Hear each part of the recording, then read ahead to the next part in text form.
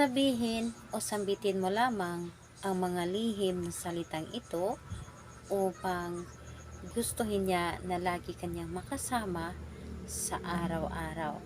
Hello mga guys, kumusta kayo?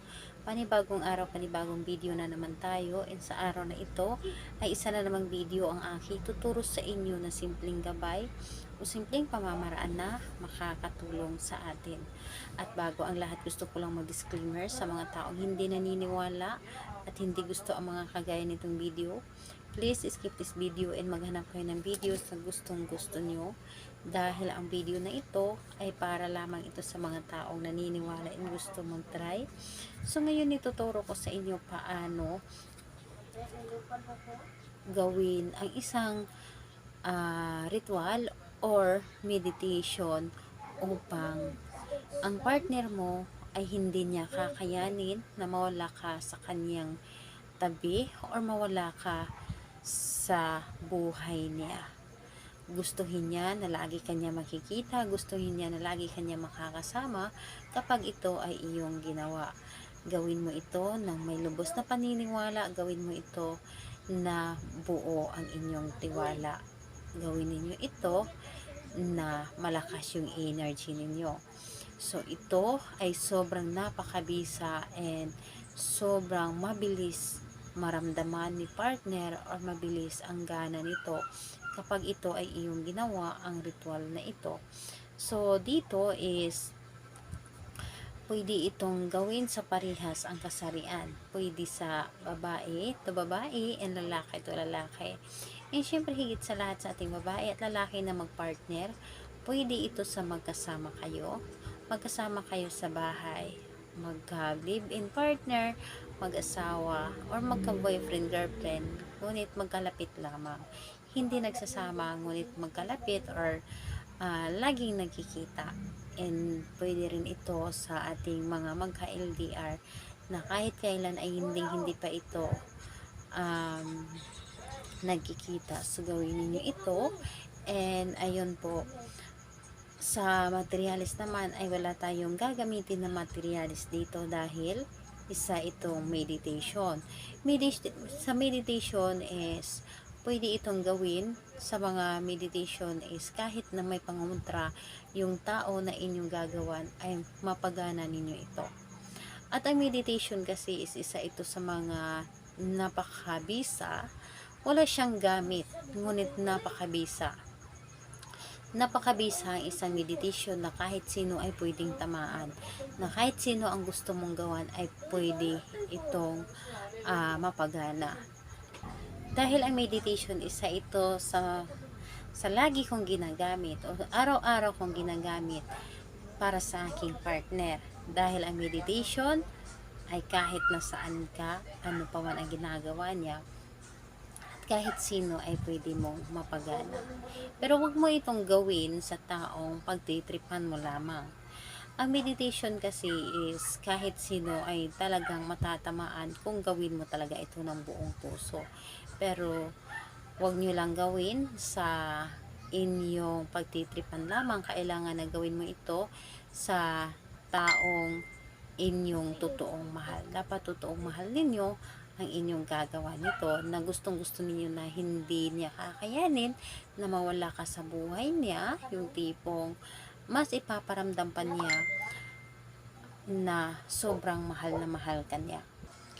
Paparamdam niya na sobrang mahal na mahal ka niya, sobrang importante ka sa buhay niya, at talaga namang mararamdaman mo talaga na ganun ka kahalaga para sa kanya. Pero sana naman ay wag din ninyong abusuhin kapag naramdaman nyo na ito. Dahil kadalasan kapag alam natin or alam ni partner na sobrang mahal na mahal natin sila, or alam natin na mahal tayo ni partner, minsan kasi ay naaabuso na natin. So wag natin abusuhin kung ano man yung pagmamahal ni partner na binigay sa atin. Isuklian din natin ito ng buong pagmamahal. So ayun po, ang kailangan lamang natin dito isang inyong sarili, buong tiwala, paniniwala, at kailangan na gawin mo itong mag-isa na walang nakakaalam, at hindi mo rin ito ipagsasabi kung may ginagawa ka ng mga ganitong pamahiin. So ayun po, pagkagising mo sa umaga, tuwing umaga or kahit na hindi ito pagkagising talaga sa umaga, ang importante ay umaga po ninyo itong gawin. Ang gagawin mo dito, kung maaari, kung meron kang larawan ni target, ay titigan mo ito. Kahit nasa cellphone lamang. Pero kung wala, okay na yon. Kahit wala, isip mo ang iyong pagganahin and kailangan na malakas yung vibration ninyo. So, pangalan at apelyido ni target at sasabihin mo dito na hindi mo kakayanin na mawala ako sa iyong buhay. Pangalan, apelyido, 21 times mo itong sabitin. Hindi mo kakayanin na mawala ako sa iyong buhay. So, pasunod-sunod mo itong sasambitin. Kailangan na hindi lamang ito basta-bastang sambit, kundi kailangan na galing po sa inyong puso ang inyong pagsambit dito. So, again po, 21 times mo itong sasabitin, yung kanyang pangalan at apelyido, at sasabihin mo, hindi mo kakayanin na mawala ako sa iyong buhay. So, ayun po, pagkatapos ng 21 times mo sasabihin, ang gagawin mo is mag-focus ka or di kaya ay magdasal ka kung maaari. Pero kung ayaw mo naman magdasal, ay okay na yon. Wala namang problema. Pero kung gusto mo na magdasal and hilingin mo sa ating buong may kapal na talagang or hihingiin mo sa kanya na ayaw mo na mawala sa iyo ang taong sobrang mahal na mahal mo and ikaw lamang ang mamahalin. So, pwede din. And itong meditation na ito is pwede mo itong gawin sa kahit na nagkakahiwalay kayo. Kahit na nagkakahiwalay kayo, pwede mo itong gawin upang mas maramdaman ni ex na hindi niya pala kaya na mawala ka sa buhay niya. So, pwede po ito or sa taong nanglalamig na sa inyo, gawin niyo po ito para sa kanya.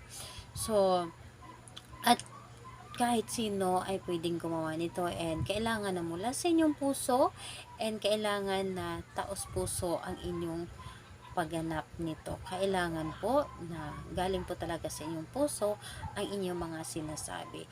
Dahil kapag galing sa inyong puso and malakas yung paniniwala ninyo, malakas yung vibration ninyo, ay sobrang napakadali at napakabilis nitong mapagana.